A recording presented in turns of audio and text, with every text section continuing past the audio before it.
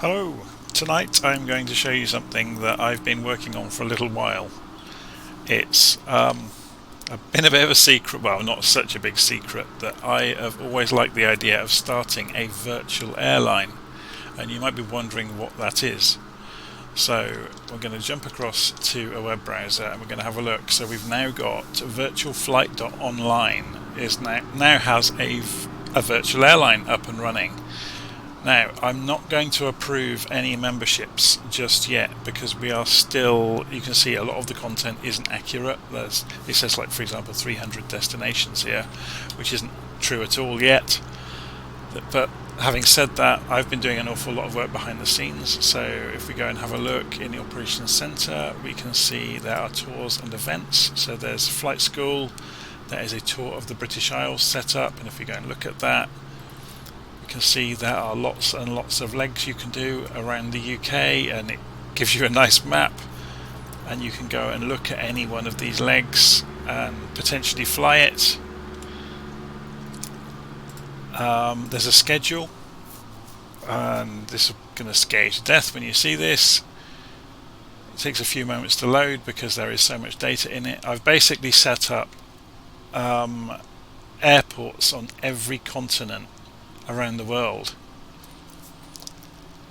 and set up flight plans on times. I wrote software to do this. I didn't do this by hand. There are 11,500 scheduled flights that you can pick, but you can't do it straight away. You have to work through a career structure to get the ability to fly those planes. So for example, you can see all the different types of planes in here that fly the scheduled flights. So we could go for the C208, which is the Grand Caravan, for example, and you can see just the flights for that one.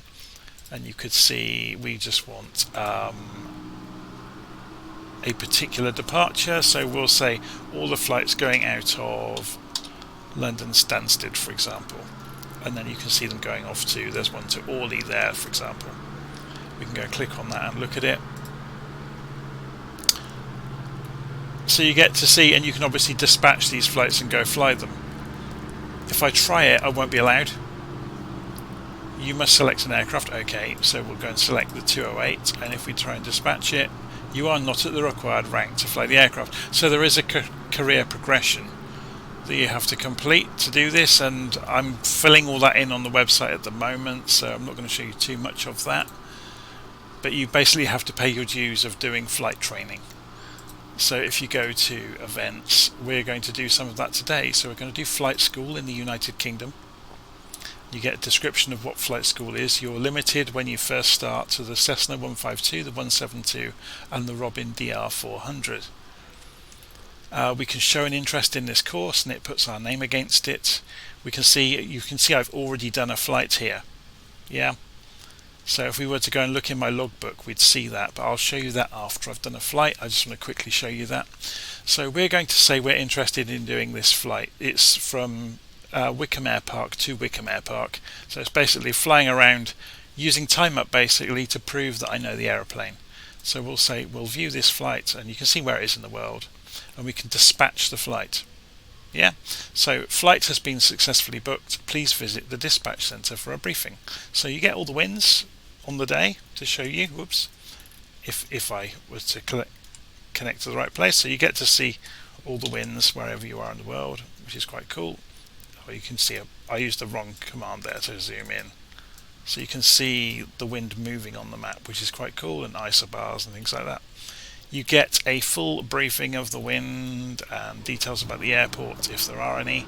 Obviously with regional airports there's not as much to see, but it says here a training session in the Cessna 152 operating from EGTB Wickham Air Park. Okay, so here's where the trick goes. So I am sat in the 152 at Wickham Air Park. I'm now going to go and run a small program that runs outside the simulator. I'm going to prove it, and it's called ACARS. If we log into it with my details, Aircraft Communication and Reporting System. So this is the kind of thing that the big jets use, but we can use it for training purposes as well. Okay, so we're flying from EGTB to EGTB, which it picked up. We'll put an alternate in of EGTB, we don't really mind. We'll fly at 1,500 feet today, no passengers, no cargo, and start the flight. And it's now going to ask, have you loaded required fuel? Because we won't get another opportunity once we start. So go. Please note, when flying GA or low level, you must reach at least 500 feet in order for ACARS flight to be recorded as a valid flight. So okay. So it's now saying boarding, so we can basically minimize that and let it get on with what it wants to do, and we'll see what it recorded later. So now we're going to get in our aeroplane and we're going to fly a quick circuit of Wickham Airfield and then see what ACARS does with the result of that. Okay, so we'll just take the Takeoff to have a look. So first thing we need to do in this aircraft is go and turn the fuel on, and then we will turn the avionics on. Everything looks good, no failures anywhere. So nav lights are on, which tells anybody around us that we are doing things inside the aircraft. So suddenly procedures are important because ACARS is watching us and it will be scoring us on how correctly we do things. Okay, so we won't be using the strobe until we get the runway, for example, Okay, so mixture all the way in. We're about to start the engine, so beacon light goes on. Throttle slightly in. Turn the magnetos to start. And engine is running. So we'll calibrate the altimeter, calibrate the compasses, they all look good. So we've got the nav light on, pitot heat will turn on, taxi lights are on, landing lights are on. There's a bit of a discrepancy here with the GA aeroplanes with the ACARS system. It will complain if we've got the landing lights off beneath 10,000 feet. Obviously that doesn't really apply for GA planes, but we're going to comply with it just to keep it happy. Okay, so we are ready to taxi, so we're going to come off the parking brake, we're going to centre our view up, we're going to put the flaps to takeoff position, and we're going to gently taxi out. We're not going to go too fast because we will get critiqued for overspeeding in the taxi as well. So we're looking for walking pace. And we're just going to do a simple circuit of Booker Airfield. Come back in and see what it thinks of how well we did. Now we're obviously not going to do any aerobatics because if you overstress the aircraft, or if you stall indeed while you're in the air, it will massively mark you down for that. So a stall is seen as being a dangerous thing, so you wouldn't normally be recording it on an ACARS system.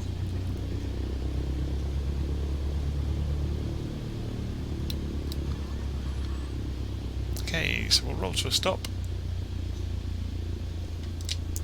and we're ready to go. So full throttle.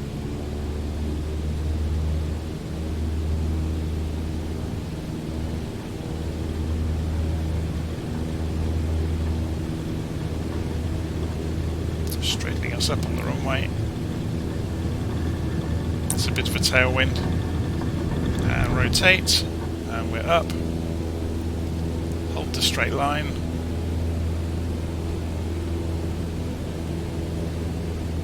Flaps up. We should have put strobes on. Let's see if it marks us down for it. We should have put strobes on the runway, really. So taxi light can come off, but the landing light stays on.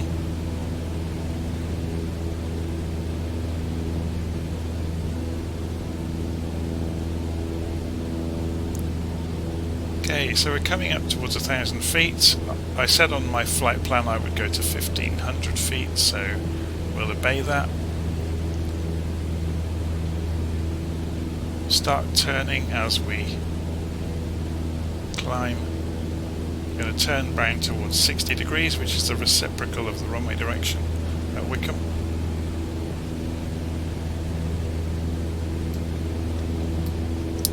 It's a lovely day.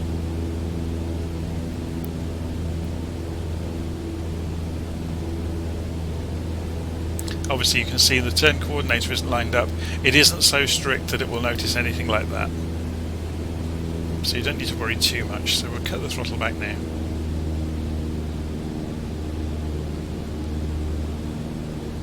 We're at just coming up to 1500 feet, so level out. Now we're doing 60 degrees on the compass. We're being thrown around a little bit by the wind.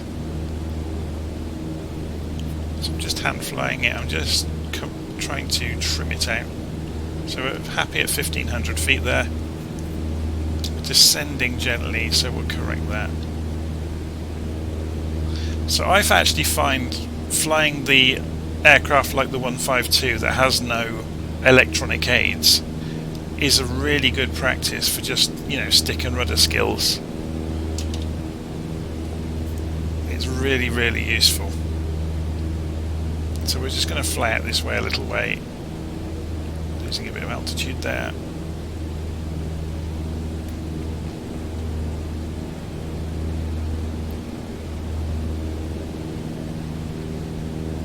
So let's have a look around and see how far away we are from the airfield now. Can we... It's difficult to see, isn't it? You can see it just over there behind the stabilizer. Okay, so let's get the throttle back.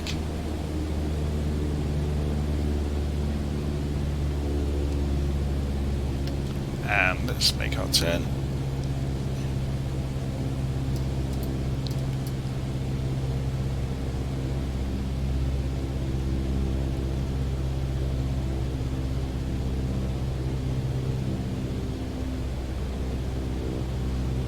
As I said, this is just a very, very short flight, just to illustrate how this works. So flying over the top of High Wycombe at the moment.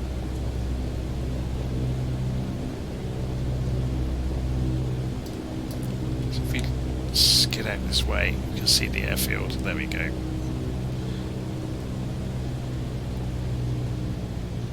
So our main aim now is to get the speed down to a range where we can safely deploy the flaps,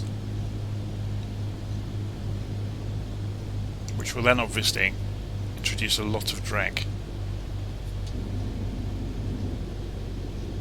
And you can see as soon as we deploy any amount of flaps, the drag reduces the indicated airspeed, which is over here.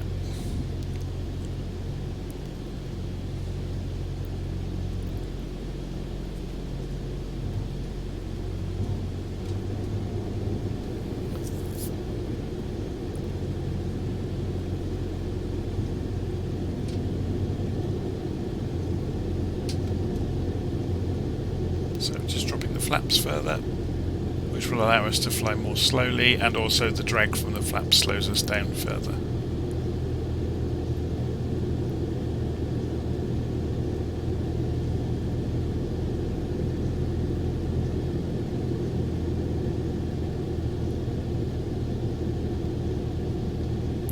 Just coming into Wycombe over the 404.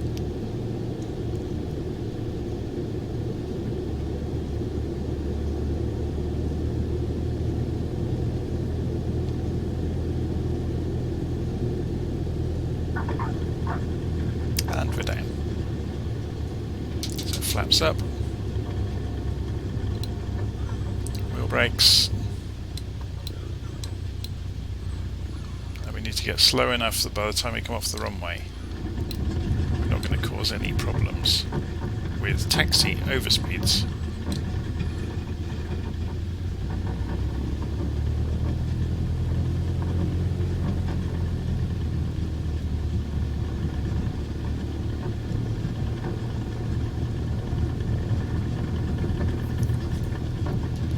Just gently taxi back again. You're looking for walking pace.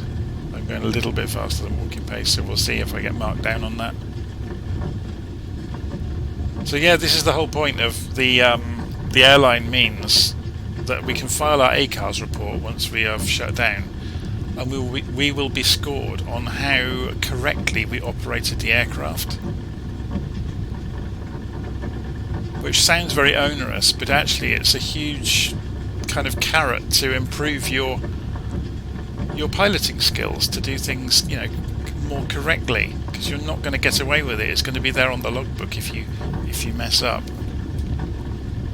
Obviously if you're flying commercial aviation, then it's a different ball game entirely, because you've suddenly got to worry about speeds at altitudes and transition altitudes and switching to standard barometric pressure at the transition levels, and it's a different game.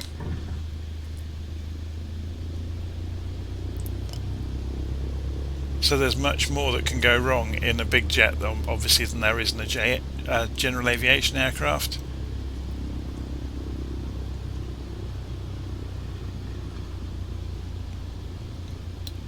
So we'll just pull in a moment and park up.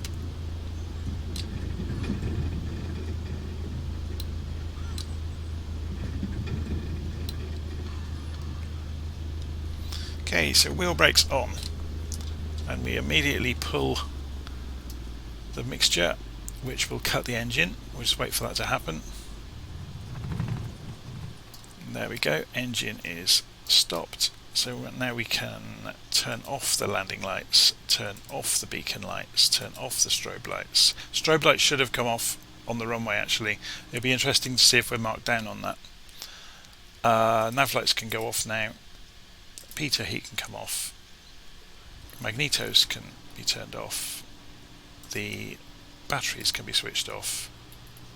And we're pretty much cold and dark. Oh, we need to close the fuel latch as our final thing we do.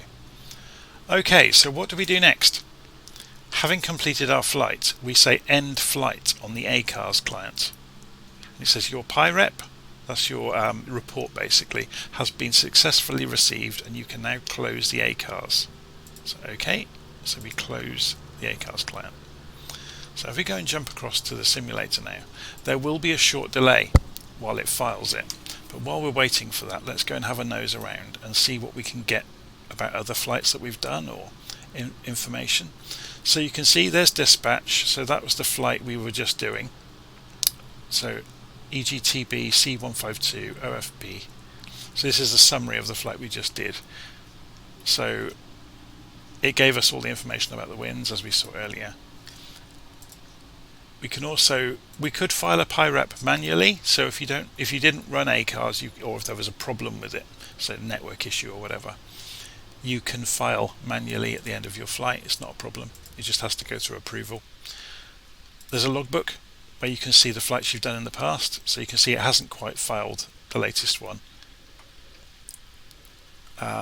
We've got one I did with the C172 earlier, so we can actually go and have a look at that one. And so you can see you get scored on things, but we'll come back to that when we see the one I've just done, so we can see how well I did.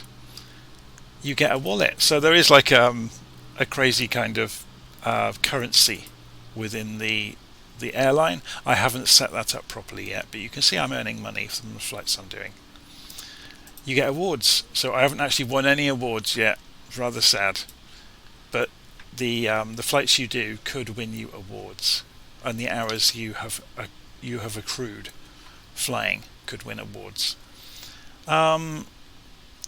It's interesting actually. Let's go and have a quick look at that ACARS client again, because we only relied on it recording stuff while we were flying. If we go and log into it and go and look, we get a flight log of everything that's happened during our flight.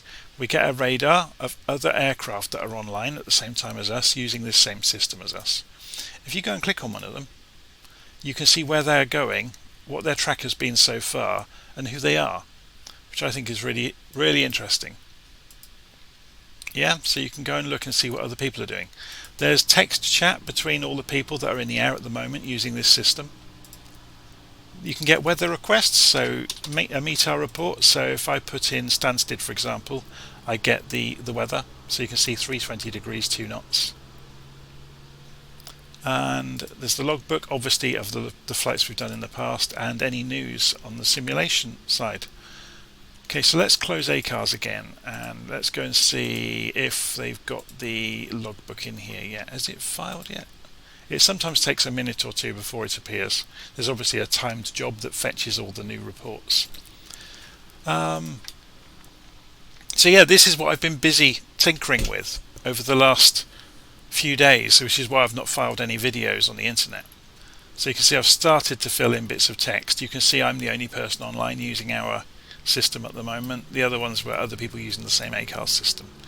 But yeah, I'm the only person here at the moment. You can see dispatch flights, that one's still in progress, it hasn't shut it down yet. You can see the latest flights that everybody's done that's trying the system out, so we kind of got it in a private beta at the moment. Top landings this week, I did a 59 foot per minute landing. Latest members, so you can see all this is basically the moderators of VirtualFlight.Online have come in to help set the system up. Okay, so let's go and have another look in that logbook. And has it come in yet? I'm just going to pause. Oh, actually, I don't think can I pause it?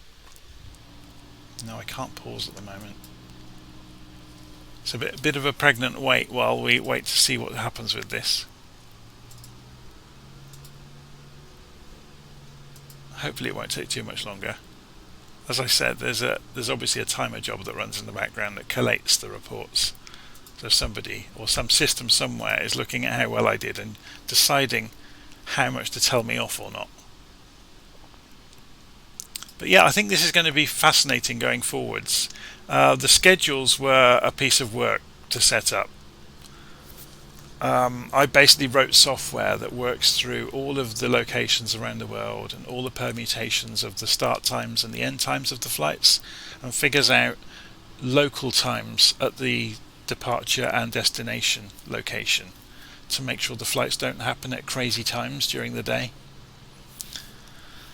We've made up various virtual airlines within the system, so you can see there's all kinds of permutations of the flights. So we could say, I'm just trying to think of an ICAO code, LEM. Oh, I can't remember the codes at the moment. EGPH. Did we do any? No, we haven't done any from Edinburgh. But we have done some Stansted, which you saw earlier. So here's a good example at Heka, which is Cairo, I think.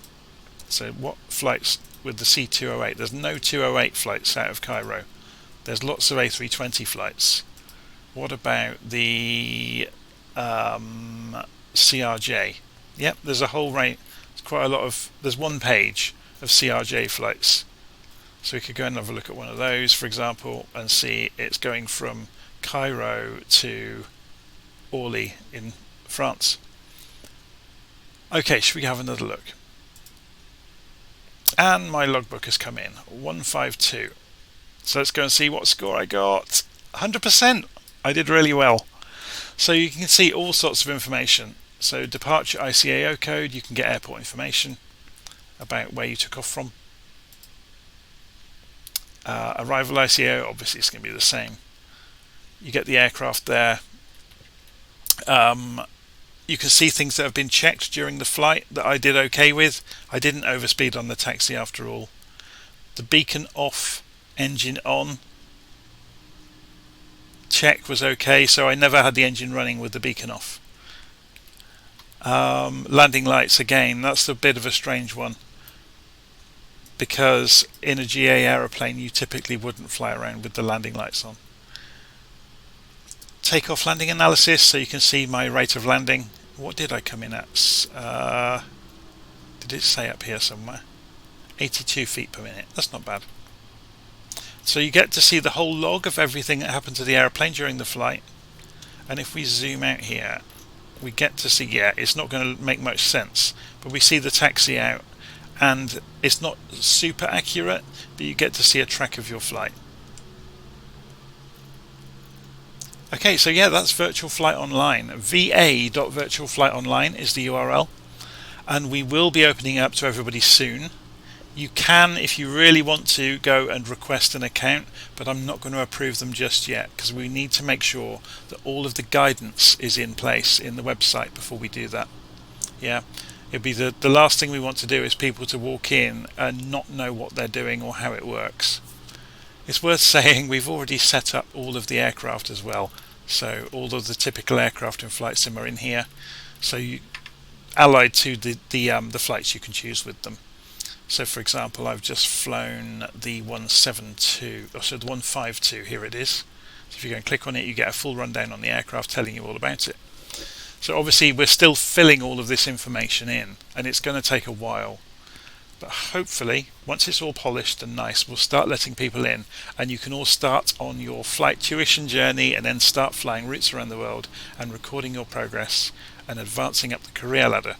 So if I show you a bit behind the scenes, if we go to the, where is it? Fleet. I'm looking for the ranks. Here we go. So you can see there are several ranks you can progress through, all the way from student pilot to a Class A captain, which would be like 747s, things like that. And you get the epaulets that go with them that appear on your profile. So when you look on your profile page, it gives you your rank, your flight pilot ID, how much you've earned, what your experience is, where you're from, and your track record, basically, how many hours you've flown, how many flights you've done, and what your average score is. Obviously, I'm only tinkering with it at the moment. I'm expecting my score to go down as I do more flights, because you may get in-flight emergencies which would reflect badly on you. So anyway, there we go. That's going to be VirtualFlight.Online. It will be opening soon, but we need to get all the guidance put in place first, as I said. Okay, I'll speak to you again later.